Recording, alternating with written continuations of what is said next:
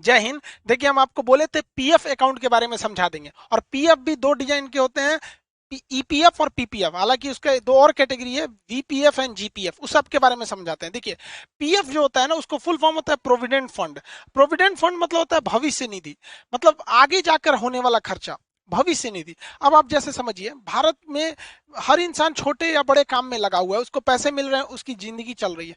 लेकिन कब उसको पैसे आने बंद हो जाएंगे या फिर उसका जॉब चला गया तो उसके पास कोई सिक्योरिटी नहीं है, सोशल सिक्योरिटी नहीं है, या फिर बुढ़ापे में बाल बच्चा भगा दिया, या फिर बुढ़ापे में काम नहीं बचा, तो कहाँ जाएंगे? तो बुढ़ापा के लिए बड़ा सरदर्द हो जाता है। या कोरोना के काल में आप देखिए, जिनकी नौकरी चली गई, बिजनेस खत्म हो गया, उनके पास कुछ नहीं था, बहुत से लोग मतलब भूखे मर रहे थे लोग वहां पे, समाज ने कुछ दे दिया तो चलो, नहीं तो बहुत दिक्कत हो जाता। तो ऐसे कंडीशन में इन बेरोजगारों के लिए क्या था? तो उसी के लिए बनाया गया था पीएफ अकाउंट। ये एक तरह का गुल्लक होता है, जैसे हम लोग पैसा डाल देते हैं ना गुल्लक में, बचपन में आप लोग भी डाले होंगे, अगर हिंदी मीडियम वाले होंगे तब। सीबीएसई वालों का क्या ही पूछना, वो लोग गुल्लक भी रखता है लोग, तो जितना गुल्लक में पैसा नहीं रहता है ना सीबीएसई वालों का, उससे महंगा उनसों का गुल्लक रहता है। अलगे दुनिया का है सो। हम लोग का तो ये बचपन में हम लोग 1 रुपया खरीद के लाते थे, और घटता था ना तो उसमें से तनी तनी निकाल लेते थे, पूरा नहीं, फोड़ देंगे तो खत्म हो जाएगा। तो ऐसे ही एक गुल्लक सरकार ने बनाया है, जिस गुल्लक को कहते हैं प्रोविडेंट फंड। अब बार बार प्रोविडेंट फंड या भविष्य निधि तो कहेंगे नहीं, इसलिए इसे क्या कहते हैं, पीएफ कहते हैं, प्रोविडेंट फंड शॉर्टकट में। अब हम इस प्रोविडेंट फंड के बारे में डिटेल से समझते हैं, है क्या ये। प्रोविडेंट फंड एक तरह का खाता है जो आपके अकाउंट में ऑटोमेटिक काट के उस गुल्लक में रख दिया जाता है। पीएफ क्या है, एक अकाउंट है, जैसे आपका saving account, current account, recurring account, इस सब होता है ना, उसी तरह पीएफ अकाउंट होता है। ये एक ऑटोमेटिकली काट दिया जाता है ताकि आपके सोशल सिक्योरिटी हो सके, बुढ़ापा में किया जा सके। ये लॉन्ग टाइम के लिए होता है, ये नहीं कि आज रखे 2 साल बाद निकाल दे। ये बुढ़ापा वगैरह के लिए होता है, 10 साल, 20 साल, 40 साल, इस तरह बुढ़ापा के लिए लॉन्ग टाइम, और एकदम सिक्योर मनी होता है। ये ना लूट सकता है ना कुछ, इसकी गारंटी सरकार लेती है, रिस्क फ्री होता है। जैसे शेयर मार्केट कैसे रिस्क वाला होता है, राजा बना देगा नहीं तो भिखारी बना देगा, उस तरह से होता है ये प्रोविडेंट फंड यानी पीएफ अकाउंट। अब ये पीएफ अकाउंट दो टाइप का होता है। एक मतलब जो नौकरी करने वाले लोग हैं उनके लिए एम्प्लॉयड प्रोविडेंट फंड, ईपीएफ, ई से एम्प्लॉयड, अब प्रोविडेंट फंड ईपीएफ हो गया। और एक जो नौकरी नहीं कर रहे हैं, कहीं थोड़ा मोड़ा बिजनेस है, दुकान है वगैरह है, तो इन लोग के लिए, पब्लिक के लिए, आम पब्लिक के लिए भी एक प्रोविडेंट फंड है, पीपीएफ। तो आप देखिए, बार बार इतना मत समझिए, दोनों को पीएफ ही कहते हैं। पीएफ मतलब भविष्य निधि, बुढ़ापा या आने वाले वक्त में काम आता है। बस ये नौकरी करने वालों के लिए ईपीएफ होता है, और जो नौकरी वगैरह नहीं कर रहे हैं, छोटे मोटे दुकान है, बिजनेस व्यापार कर रहे हैं, उनके लिए पीपीएफ होता है। दोनों एक प्रकार है किसका, पीएफ अकाउंट का, इसलिए अमूमन दोनों को लोग पीएफ ही कहते हैं। हालांकि हम दोनों में अंतर बताएंगे कभी, लेकिन बीच बीच में हम पीएफ बोलेंगे तो आप समझिएगा। चलिए हम दोनों में अंतर समझ जाते हैं। ये है आपका ईपीएफ। ईपीएफ मतलब नौकरी करने वालों को, तो ईपीएफ में तो नौकरी वाले आ जाएंगे लोग, और पीपीएफ पब्लिक प्रोविडेंट फंड, सामान्य पब्लिक आ जाएंगे लोग। समझिए अब दोनों में क्या अंतर है। ये कंपलसरी लगाना होता है, ये कंपलसरी उस व्यक्ति को जमा करना ही पड़ता है। ये कंपनी की जिम्मेदारी होती है, जिस कंपनी में 20 से ज्यादा कर्मचारियों को वेतन मिल रहा होता है। ठीक है, 20 से ज्यादा। अब जैसे मेरे पास अगर 16 कर्मचारी है तो हम पीएफ उनका नहीं खुलवाएंगे, लेकिन जिस कंपनी में, चाहे वो सरकारी हो चाहे वो प्राइवेट हो, तो उसमें क्या करती है कंपनी की जिम्मेदारी रहती है कि उस बंदे का एक गोल्लक यानी खाता खुलवा दे, उसे कहेंगे पीएफ अकाउंट करें। ये कितना दिया जाता है वर्कर्स को, मैं मतलब 12%। जैसे उसकी जितनी सैलरी देनी है ना, तो कंपनी क्या कहती है, उसको फुल सैलरी नहीं देगी, उसमें से 12% क्या करेगी, भैया तुम पीएफ में भर दो, और जब तुम रिटायर होगे या नौकरी छोड़ के जाओगे तो हम ये खाता तुमको दे देंगे, ताकि फ्यूचर में यही पैसा रिटायरमेंट के टाइम पे मिलता है। तो लोगों को लगता है सरकारी में रिटायरमेंट में दुकान मिलता है, भैया वो हर महीने काट काट के रखा है, रिटायर होइएगा तो एक के बार दे देता है। समझ में आ गया? ये नौकरी करने वालों को। ऐसा नहीं कि केवल सरकारी, जैसे आप जियो में काम करिएगा, टाटा में काम कीजिएगा, उसमें 20 से ज्यादा कर्मचारी होते हैं, तो उसमें आपका भी पीएफ अकाउंट खुलेगा। और आप इंप्लॉय हैं तो आपके पीएफ अकाउंट के पहले क्या लगा दिया जाएगा, जैसे आप पीएफ तो प्रोविडेंट फंड हो गया, इंप्लॉय है तो ईपीएफ हो जाएगा। लेकिन अगर वही आप आम पब्लिक है, सब्जी है, चाय की दुकान है, तो आप एक आम पब्लिक है, तो आपके प्रोविडेंट फंड यानी पीएफ अकाउंट के आगे पब्लिक लगा दीजिएगा, पब्लिक प्रोविडेंट फंड होगा। ये क्या है, ये ऑप्शनल है, कोई भी खुलवा सकता है। इसके लिए बस उसको चाहिए, इंडिविजुअल व्यक्ति कोई खुलवा सकता है जिसके पास इनकम है। बस शर्त यह है कि वो भारत में रह रहा होना चाहिए। अगर भारत के ही अमेरिका में रह रहे हैं, काम करने आ रहे हैं, या जो सऊदी में काम करते हैं, वो लोग नहीं खुलवा सकते इसमें। यहाँ समझ में क्या? अब बात आती है ये गोलकवा रहता कहाँ है। कहाँ गुल्लक रहता है? तो आम पब्लिक को कहा जाता है कि आम पब्लिक का जो पीपीएफ अकाउंट होता है यानी पीपीएफ, वो कहा जाता है कि आप या तो बैंक में खुलवा लीजिए या तो फिर आप पोस्ट ऑफिस में खुलवा लीजिए, आपके लिए कोई रोक टोक नहीं है, आप कहीं पे खुलवा सकते हैं। लेकिन जो कर्मचारी होते हैं, इंप्लॉय होते हैं, उनके लिए एक अलग बैंक है, वो उसको दुनिया के किसी आदमी से मतलब नहीं है, उसका काम है गुल्लक रखना, उसका नाम है ईपीएफओ। ई से हो गया तो ईपीएफ तो है, ओ लगा दीजिए, EP employed provident fund organisation. EPFO एक ऑर्गेनाइजेशन है जिसका काम है जो सरकारी या प्राइवेट कंपनी में जो जो काम करता है उसका पैसा अपने पास रखता है और कहता है हम रिटायरमेंट के टाइम देंगे। हम क्या देंगे? रिटायरमेंट के टाइम, और जितना दिए ना उसमें से और बढ़ा के देंगे।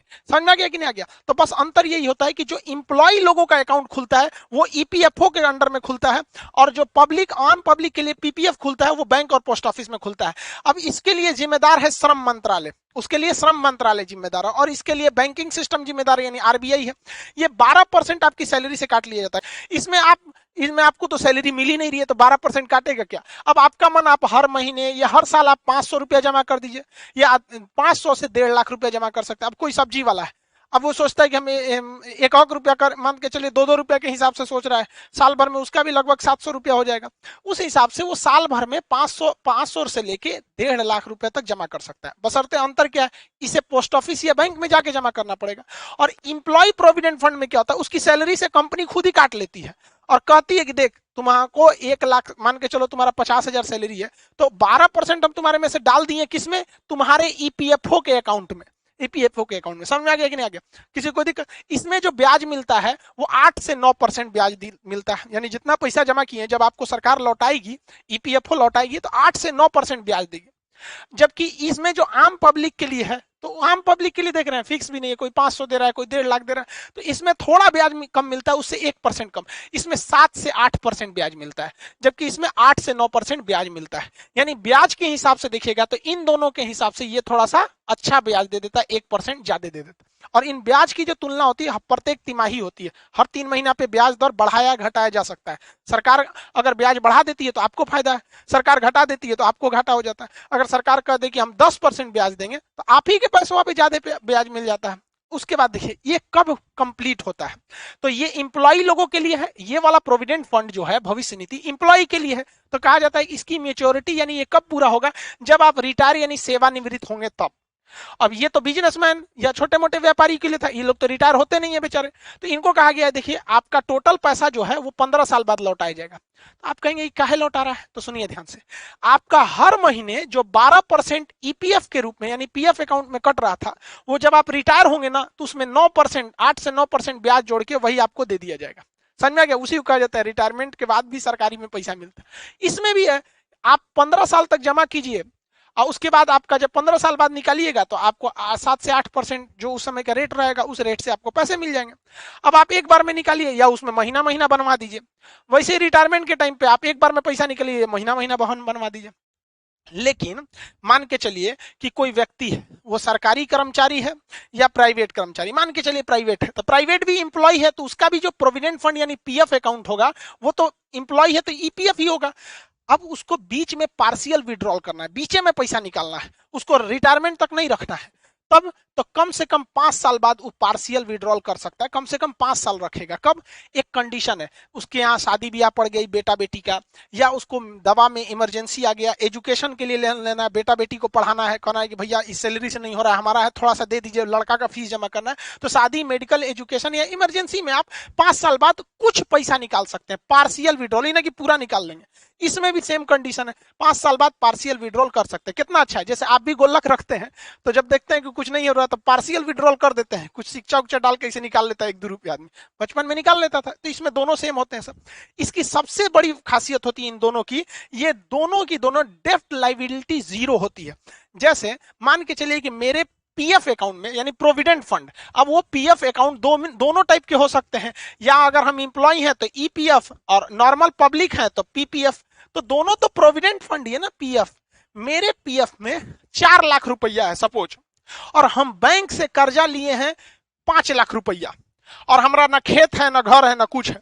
अब बैंक कहेगा हमरा 5 लाख दो, हम कहेंगे कुछ नहीं है, तो बैंक कहेगा पीएफ अकाउंट में 4 लाख है, हम पीएफ से निकाल लेंगे। तो सरकार कहती है खबरदार, पीएफ अकाउंट की लाइबिलिटी जीरो होती है, डेथ लाइबिलिटी जीरो होती है। हम करोड़ों भी कर्जा ले सकते हैं, लेकिन उस कर्जे की भरपाई मेरे पीएफ अकाउंट से कोई नहीं काट सकता है। ये इसीलिए इसे कहा जाता है सबसे सिक्योर अकाउंट होता है, कोई काट ही नहीं सकता आपका यहाँ पे। दूसरा, ये ई एग्जेम्प्ट एग्जेम्प्ट एग्जेम्प्ट, यानी इस पैसे पर ब्याज भी नहीं मिलता है।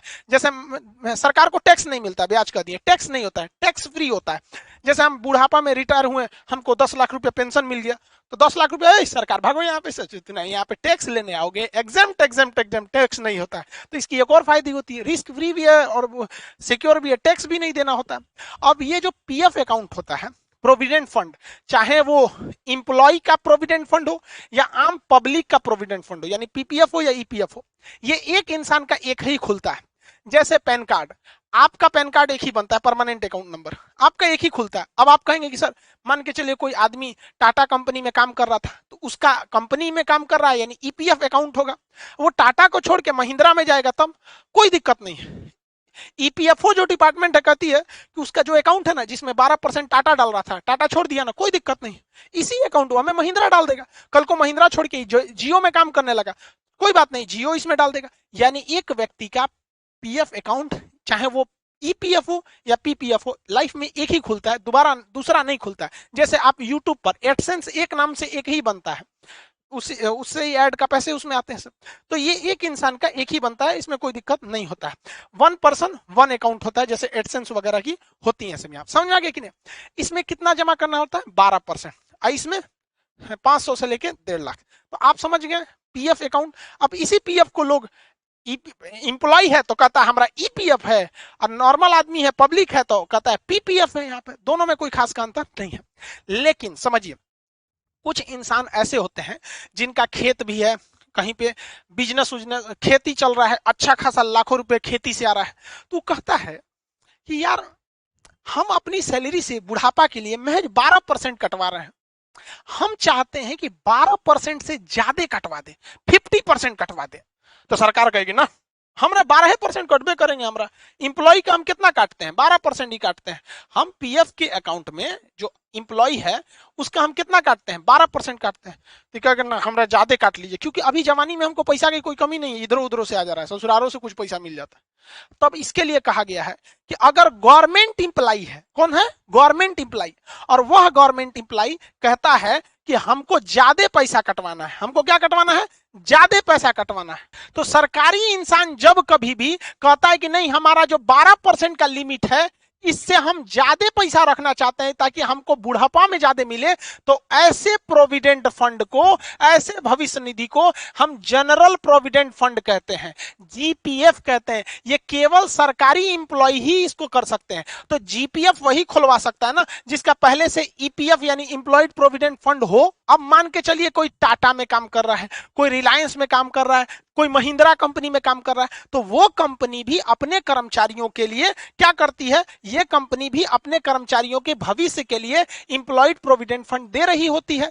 तो ये कंपनी वाले भी, प्राइवेट कंपनी के कर्मचारी भी अगर कहते हैं कि नहीं, हमें जवानी से ज्यादा बुढ़ापे में पैसा की जरूरत है, हम भी अपने 12% वाले लिमिट से बढ़वाना चाहते हैं, तो उनके प्रोविडेंट फंड यानी उनके भविष्य निधि को कहते हैं वॉलेंट्री प्रोविडेंट फंड। वो अपने मर्जी से ज्यादा देना चाहता है, वॉलेंट्री प्रोविडेंट फंड। तो जब कभी भी आप लिमिट क्रॉस करते हैं, तो ये क्रॉस द लिमिट को दिखाता है कि जो 12% का लिमिट है, अगर कोई सरकारी कर्मचारी अपना ईपीएफ अकाउंट यानी जो उसका ईपीएफ है, इंप्लॉयड प्रोविडेंट फंड, अगर वो 12% से ज्यादा दे रहा है, सरकारी है तो जीपीएफ, 12% से ज्यादा दे रहा है तो इसे वीपीएफ होता है। ये नॉर्मली हम आपको बता रहे हैं। ईपीएफ में मैक्सिमम जो होता है 9% मिलता है, जबकि आम पब्लिक के लिए पीपीएफ में 8% मिलता है। उस हिसाब से तो इंप्लॉयड वाला थोड़ा सा ठीक ठाक है। लेकिन इन दोनों से अच्छा एक भविष्य निधि है, रिटायरमेंट के लिए स्पेशल प्रोग्राम है, उसका नाम है एनपीएस, नेशनल पेंशन स्कीम। ये पेंशन के लिए ही बना ही है। अब अगर आप ध्यान से देखेंगे तो ईपीएफ जो है इंप्लॉयड के लिए 1952 से बना हुआ है, और जो आम पब्लिक के लिए बनाया गया है 1968 में यानी पीपीएफ जो आया था ये आम पब्लिक के लिए प्रोविडेंट फंड वो 1968 में आया था और इंप्लॉयड के लिए 1952 में आया था। और ये 2004 में नेशनल पेंशन स्कीम आया। ये कहा गया कि भैया इसके लिए कोई एज लिमिट नहीं है। 18 साल का लड़का है अगर वो भी सोचता है कि बुढ़ापा में हमको पेंशन मिले तो 18 से 65 साल का आदमी, कोई भी, ये ऑप्शनल है, वो हिंदुस्तानी रहना चाहिए, वो इसमें खुलवा सकता है। लेकिन इसका पैसा आपको रिटायरमेंट के बाद मिलेगा क्योंकि इसका नाम है नेशनल पेंशन स्कीम। तो ये 60 साल तक इसकी मेच्योरिटी होती है, यानी आपको इसमें 60 साल तक पैसे डालने हैं। अब इसमें भी आप पार्शियल विड्रॉल कर सकते हैं। 5 साल बाद शादी पड़ गया, बाल बच्चों का इमरजेंसी आ गया, एजुकेशन में डालना है तो आप पार्शियल विड्रॉल कर सकते हैं। लेकिन सबसे मुश्किल पैसा निकालना है तो इसी में है। इसकी लिक्विडिटी एकदम लो होती है, ये आपको जल्दी पैसा निकालने नहीं देता है सब। जबकि देखिए अगर आप पीपीएफ देखिएगा या ईपीएफ देखिएगा, यानी इन दोनों प्रोविडेंट फंड में, तो पार्शियल विड्रॉल थोड़ा इजी था, लेकिन इसमें पार्शियल विड्रॉल बहुत ही टफ होता है। क्यों टफ होता है? क्योंकि जब आप कभी भी इसमें पैसा डालते हैं ना, तो कंपनी क्या करती है, आपके पैसे को थोड़ा सा म्यूचुअल फंड में इन्वेस्ट कर देती है और कुछ बॉन्ड में इन्वेस्ट कर देती है। तो कंपनी कमाती है और आपको ज्यादा पैसा दे देती है। तो ये थोड़ा रिस्की होता है। इसमें क्या करते हैं, रिस्की होता है। इसमें भी आपको डेप्थ से कोई मतलब नहीं है, आप कितना भी कर्जा लिए रहेंगे आपके एनपीएस अकाउंट से आपको पैसे नहीं काटे जाते हैं। ये भी टैक्स फ्री होता है, एग्जेम्प्ट। इसमें लगभग आपको 10% रिटर्न मिल जाता है, 10%। जबकि आप याद कीजिए जो आपका पब्लिक प्रोविडेंट फंड था आम पब्लिक के लिए, उसमें मैक्सिमम जो मिल रहा था आपका 8% था। इंप्लॉयड के लिए जो प्रोविडेंट फंड था ईपीएफ, उसमें 9% मिल रहा था मैक्सिमम, इसमें 10% मिल जाता है। तो अगर हम आपसे कहें कि ईपीएफ पीपीएफ जो आम पब्लिक के लिए, यानी हो गया प्रोविडेंट फंड बुढ़ापा के लिए, तो पीपीएफ में मिला था आपका मैक्सिमम 8%, इंप्लॉयड प्रोविडेंट फंड में मैक्सिमम 9% और नेशनल पेंशन स्कीम में 10%। यानी पीपीएफ से अच्छा ईपीएफ, सबसे अच्छा एनपीएस। यानी अगर आप सोचते हैं भविष्य निधि के लिए तो सबसे बेटर आपके लिए एनपीएस है। लेकिन ये सब के सब आपको कहने के लिए है। आप देखिएगा तो हर साल महंगाई भी लगभग 8 से 10% बढ़ जाती है, तो आपको 10% एक्स्ट्रा मिलेगा, तो आप समझिए उस समय तक तो उतनी महंगाई मिलके आपको बराबर कर दी चुकी रहेगी, बहुत ज्यादा प्रॉफिट नहीं देगी। ये आपको सिक्योरिटी देती है, बहुत प्रॉफिट नहीं, बहुत ज्यादा प्रॉफिट के लिए फिर आपको स्टॉक मार्केट या म्यूचुअल फंड, स्टॉक मार्केट में सेंसेक्स या निफ्टी में और बिटकॉइन वगैरह में होता है। ये तो किसी और क्लास में समझाएंगे, स्टॉक मार्केट, बिटकॉइन वगैरह वगैरह, ये थोड़ा ऊंची है। तो आप पीएफ अकाउंट समझ गए, लोग इसको भी पीएफ ही कहते हैं क्योंकि ये पीपीएफ है, पब्लिक के लिए है, इसे भी लोग पीएफ ही कहते हैं। तो ये पीएफ मतलब समझ गए ना, भविष्य का जो पैसा होता है। इसके अलावा एक ग्रेच्युटी होती है, उसको समझते हैं। देखिए ग्रेच्युटी का मतलब होता है बोनस का पैसा जो पुराने कर्मचारियों को दिया जाता है, ग्रेच्युटी उसे बोलते हैं। जो भी कंपनी, चाहे वो सरकारी हो चाहे वो प्राइवेट हो, जिसमें 10 से ज्यादा कर्मचारी काम करते हैं, किससे ज्यादा कर्मचारी, 10 से ज्यादा कर्मचारी काम करते हैं, उन्हें एक बोनस यानी ग्रेच्युटी देनी पड़ती है। ये नियम 1972 में लाया गया था। लेकिन ये सबको नहीं दिया जाता है। जो कर्मचारी एक ही कंपनी में बिना मतलब बीच में इन्हें कि 6 महीना दूसरे कंपनी में चल गए, एक ही कंपनी में अगर कोई कर्मचारी 5 साल या उससे ज्यादा काम कर दिया है तो वो आपका भरोसेमंद है, पुराना है और आपकी कंपनी में 10 से ज्यादा वर्कर है, यानी थोड़ी बड़ी कंपनी है, तो ऐसे इंसान को बोनस पैसे दिए जाते हैं। अब आप कहेंगे कितना पैसा, तो साल जब खत्म होता है तो उसको 15 दिन का एक्स्ट्रा पैसा दे दिया जाता है, 15 days extra salary per year.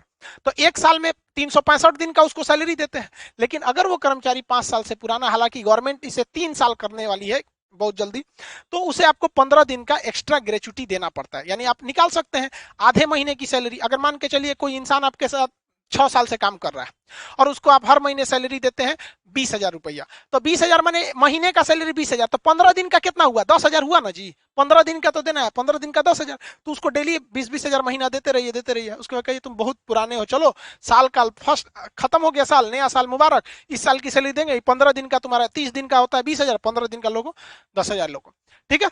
हालांकि देखेंगे तो ग्रेच्युटी निकालने का फॉर्मूला भी होता है। फॉर्मूला होता है जो आपकी बेसिक सैलरी दिए गए, उसके बाद जो डेयरिंग अलाउंस दिए गए हैं, महंगाई वगैरह का भत्ता, इन दोनों को जोड़ दिया जाता है, फिर 15 से गुणा कर दिया जाता है, फिर कितने टेन्योर, कितने साल से आप उसमें काम कर रहे हैं, 6 साल 7 साल 10 साल, और उसमें 26 दिनों से भाग दे दिया जाता है। क्योंकि ग्रेच्युटी निकालते समय महीने को 26 दिन का ही रखा जाता है, संडे हटा के रख दिया जाता है। तो इस हिसाब से अगर मान के चलिए कि कोई आदमी है जिसकी सैलरी है 40,000 रुपया और 12,000 रुपया उसको डीए मिल रहा है, यानी टोटल उसकी सैलरी कितनी हो जाती है, सैलरी प्लस डीए मिला के 52,000 रुपया। तो ग्रेचुटी निकालने के लिए इन दोनों को जोड़ दिया जाता है, तो दोनों को जोड़े हैं तो 52,000 रुपया यहाँ लिख देते हैं।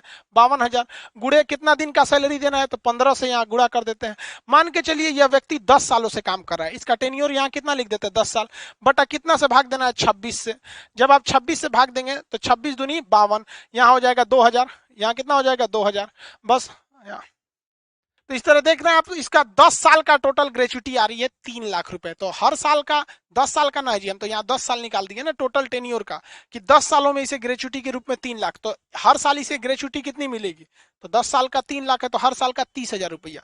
तो इस प्रकार इसे ग्रेचुटी मिलेगी। तो ये एक प्रकार का क्या चीज है, बोनस होता है। बैंकिंग में अभी अगला टर्म जो आपको बताएंगे एनईएफटी, आरटीजीएस और आईएमपीएस, और उसके सबके ऊपर ही आ गया है यूपीआई, और सबके ऊपर बाप बैठा है एनपीसीआई, ये अम्ब्रेला है। तो इसके बारे में अब नेक्स्ट वीडियो में समझाएंगे। आई होप आप पीपीएफ अकाउंट, पीएफ वगैरह समझ गए होंगे। मिलेंगे नेक्स्ट क्लास में। जय हिंद।